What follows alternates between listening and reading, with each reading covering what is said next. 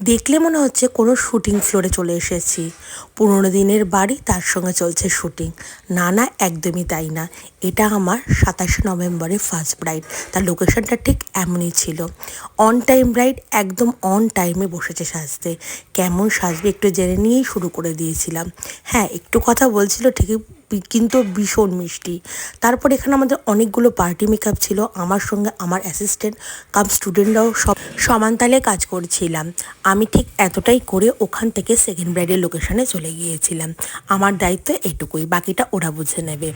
Second ব্রাইডের লোকেশনে যখন পৌঁছালাম তখন কিন্তু সেকেন্ড ব্রাইডের কিছুই হয়নি। সে গল্প পরে বলবো। তারপর ওদের গয়না পরানো, কীরকম লাগছে আমার ব্রাইডকে, সব কিছু পরে ওরা ভিডিও করে আমাকে কিন্তু পাঠিয়েছে।